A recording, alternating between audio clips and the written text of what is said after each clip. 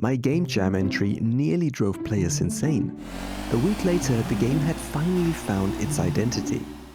In this second episode, I'll show you how this identity took shape and how a few key decisions transformed the entire experience. I'm challenging myself to build a full game in just 52 days. Today, I'm covering days 5 to 8. Let's dive in.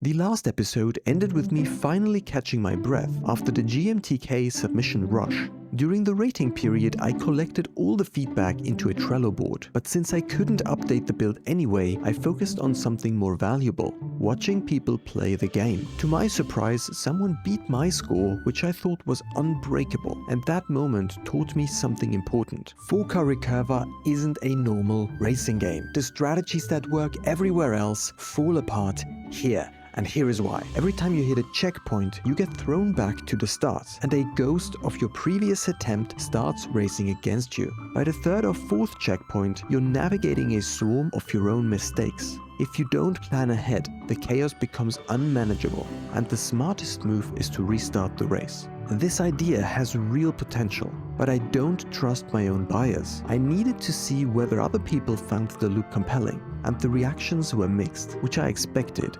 I tend to design difficult games, and that is not for everyone. I'm building this for the few who care about meaningful gameplay, and the players who did get hooked, the ones who broke my own record, were enough motivation to push forward. I decided to commit 1 day per week for an entire year to turn Forca Recurva into a full game. 52 days of focused work. That's all I'm giving myself to ship this game. It's a ridiculous schedule, but after 16 years as a software engineer, breaking big projects into small, survivable chunks is the one approach I trust. So I reduced my main job to 80% and freed up Mondays as my development day.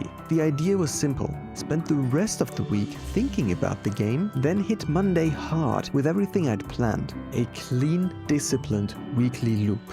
At least that was the plan. What happened was that I spent almost all of September and half of October editing the first devlog episode. I had nearly 50 hours of game jam footage to sift through, and my workflow was painfully slow. By mid-October, I hadn't worked a single day on the game. My beautifully organized plan had collapsed before it even began. To prepare the Steam page, I spent some time learning from Chris Zukowski, probably the best resource for Steam marketing. And very quickly I realized something uncomfortable. My game was not ready for a proper Steam presence. I had no trailer, no biomes, and a core mechanic that was incredibly hard to communicate in a screenshot. I did my best with the capsule, added a few GIFs, and hoped the description would carry the rest. And then I submitted it for review. A week later, Valve dropped the verdict: failure. My page was rejected because the description didn't explain what players actually get. And they were right, because I didn't know yet. I had a compelling prototype, but no clear feature list. And I needed one immediately, because without the Steam page, I couldn't publish the first episode. And without the first episode, I couldn't continue working on the game. My whole schedule fell even further apart. Steam rejecting my store page turned out to be a gift. For the first time, I was forced to sit down and imagine the finished game. Different opponent behaviors, puzzle elements, biomes that affect gameplay, a proper hub world, medals, co-op, replays, leaderboards. The list grew quickly, and so did the scope. Much more ambitious than I originally allowed myself to admit. The store page came from countless nights laying awake trying to figure out what this game should be. The secret ingredient turned out to be Stoicism, which I discovered a few years ago. This ancient Roman philosophy changed how I think about failure and control, and somehow Forca Recurva fits perfectly into that. Stoicism has a technique called Premeditatio Malorum, a technique about imagining negative outcomes so you can prepare or accept them. It's not pessimism. Pessimism paralyzes you and makes you feel powerless. Stoicism looks for what can be controlled and accepts the rest.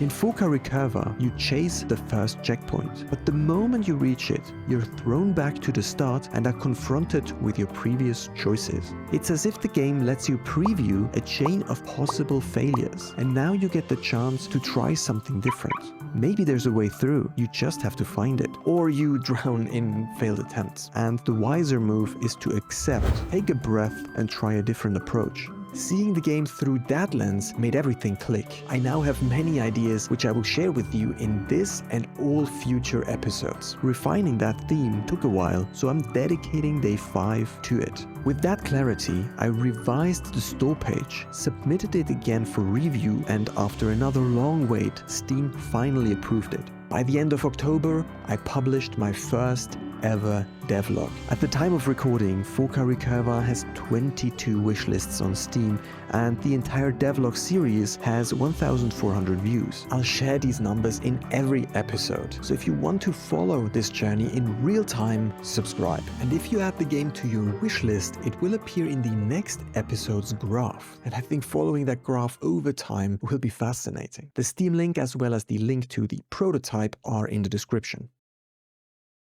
Day 6 was all about addressing player feedback. The biggest complaint was that the player car glued itself to any wall it touched. Even a light brush against the wall resulted in an abrupt stop, and the only escape was reversing, slow and frustrating. Unity provides physics materials that define how two bodies interact. I assigned such a material to the player car, the ghosts and the walls. Tuning the slipperiness finally produced a satisfying behavior.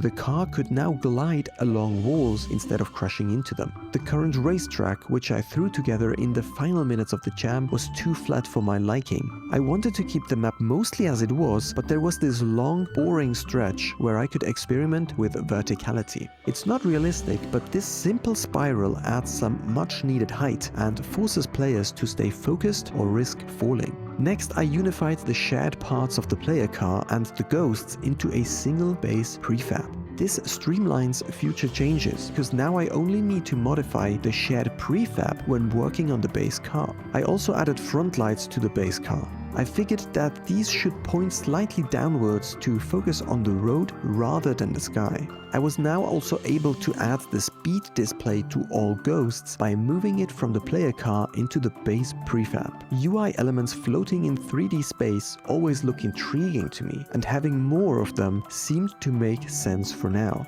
Another thing that bothered me was that players couldn't steer during the countdown. Players might want to steer immediately, but everything was locked until the countdown ended. I removed that restriction. I also added the steering direction to the data I record each frame, which let me animate the front wheels of the ghosts correctly while replaying the player data. Until now, the ghosts hadn't been steering at all. It was subtle, but it still felt wrong. In the previous episode, I've set up a collision matrix to control which cars could collide with each other, but I now realize that this wasn't necessary. I introduced the collision matrix because I thought I needed to manage ghosts colliding with each other, but ghosts do not care about obstacles. The player's car is the only moving object that cares about its environment. Therefore, all cars can be on the same physics layer. I now simply disable each ghost's collider until the player exits it. It has the same effect, but it's a much simpler solution. Next, I needed to address a common Unity issue. Each object initializes itself within its awake callback, but the issue is that you never really know in which order these objects are initialized. My solution is to take control of the scene setup myself, using a dedicated initializer that knows exactly what must run and in what order.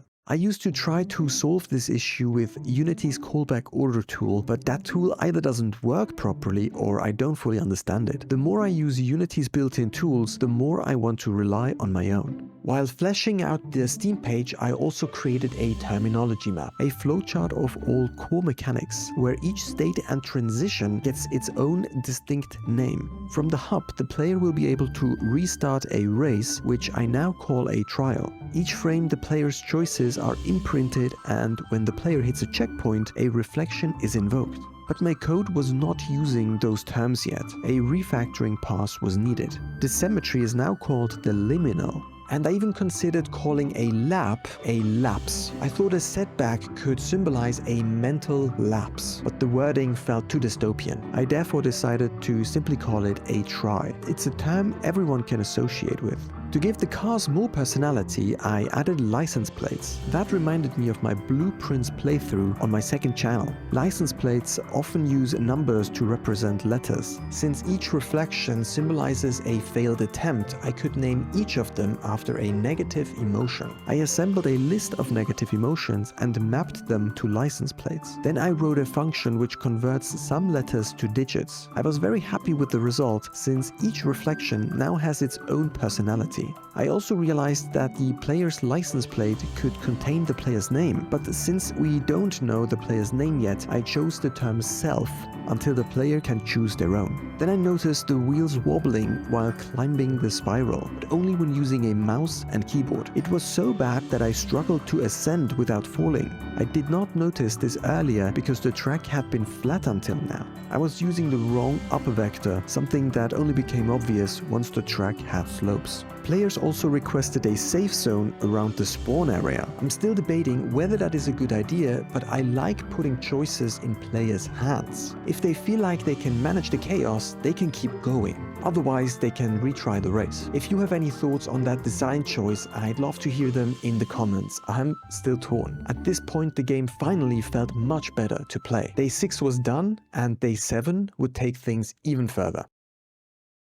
Many movies lean into the red versus blue color scheme. Blue often symbolizes resignation, complicity, or a lack of ambition. Red signals agency, the desire to break free and pursue the truth. But in Forca Recurva, those associations were flipped. Reflections were red, as if they were pursuing the finish line, while the player was blue, as if they had lost their will to try. So I swapped them to bring the visual language in line with common color theory. To reinforce this, I tinted the front lights red and blue. I also softened the countdown prompt, turning try into a calm, almost meditative try. Next, I added a pause menu. A few players had tried to pause mid-run but couldn't. I did this by setting time.timescale to 0, which cleanly freezes the game. I then added the option to the controls table. What drove me insane was Unity failing to detect already engaged inputs when switching action maps. I've run into this issue in many projects, so I finally replaced Unity's send messages behavior with native C# events. It took time to wire everything up. The control I gained was worth it. One advantage is that I can now access the input context directly and immediately know which device triggered the action. No more clumsy workarounds. During the countdown, all car meshes overlap, making the license plates impossible to read.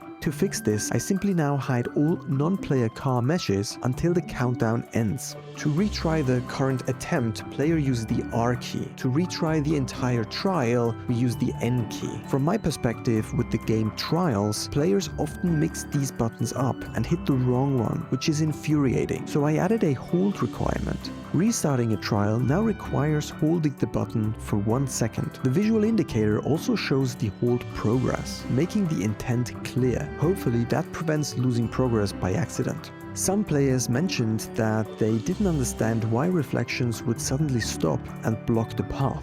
Hitting a checkpoint is meant to symbolize failure, the exact moment this attempt comes to an end. Therefore, I thought it would make sense to have the car break down when a checkpoint is hit. To convey that visually, I added a smoke particle effect with a simple cone-shaped emitter. To further sell the breakdown, I added sound effects. I imagined a hot sizzling sound, as if hot air was leaking through the engine, but I needed it to be a continuous looping sound, which I wasn't sure how to implement. A simple loop sounded repetitive and dead. I therefore decided to play the effect twice on top of each other and randomize the offset. The second sound always starts midway through the first, with a randomized offset, which avoids an obvious loop. The result sounded quite convincing.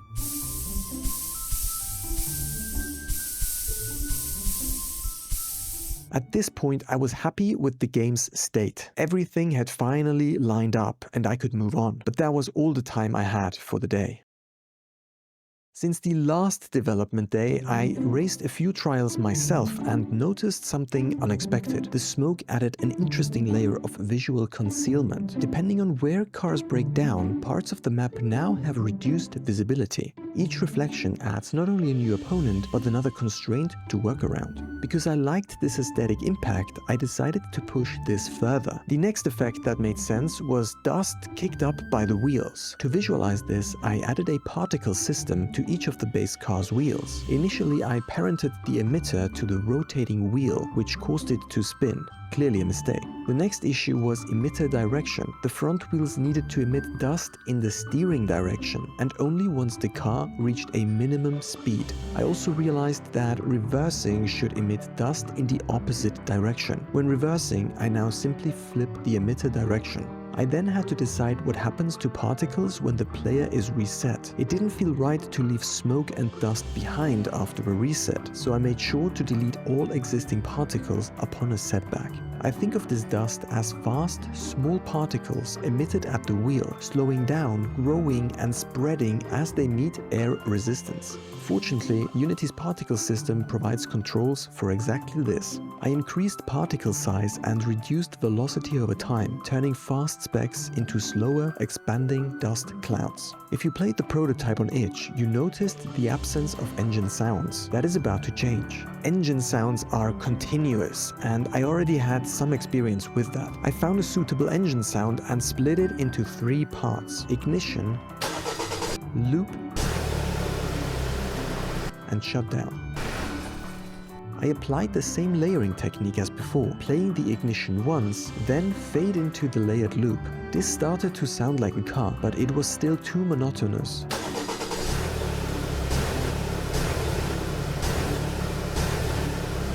Real cars sound different depending on how hard the engine works. I wasn't sure how to properly implement that, so I mapped pitch variety to the car's velocity, and the result sounded far more natural.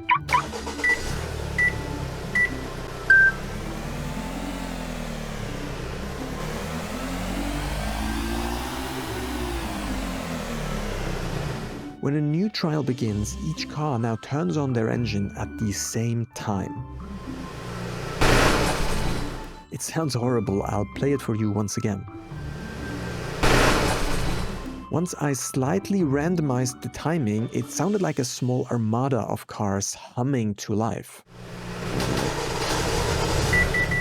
This is much better. Listen again.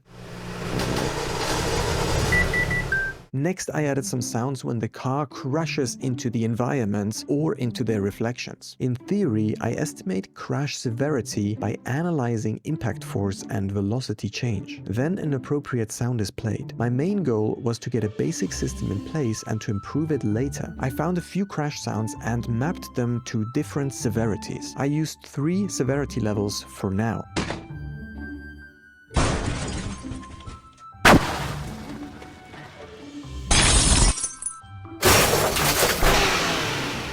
But the approach is still rough. Unity sometimes reports large impacts for small crashes and tiny impacts for massive crashes. I accepted that this system would need a dedicated pass later. So while I do have different crash sounds for now, they often do not represent the impact very well.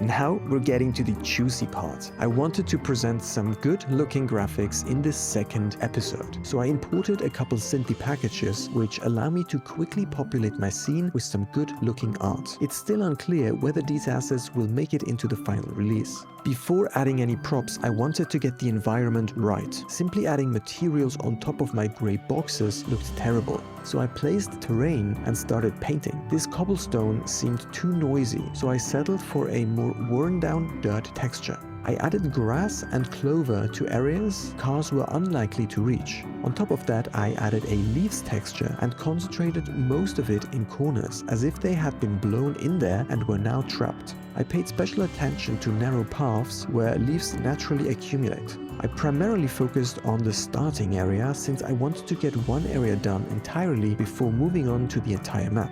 The checkpoints started to look very out of place, so I replaced them with pillars on which a fire had just been extinguished. The final checkpoint's fire still burns, signaling the true finish line. I also replaced the text banners with red and blue cloth, since I felt that the text was adding unnecessary noise. I generally prefer communicating through gameplay or implicit colors and shapes. Next, I began replacing ramps with better looking stones to see how that would look like. These trees added detail, verticality and volumetric color to the scene. I finished off the terrain painting, which included the area outside of the racetrack, which was quite tedious. I also chose a large dark green tree for extra color variety. These details occasionally appear during races and help break up the landscape. Making a game look good requires a lot of detail, but I don't like adding too many details because it can distract from the experience. So for now I started with small details such as this plant structure that grows and blooms around the checkpoint pillars.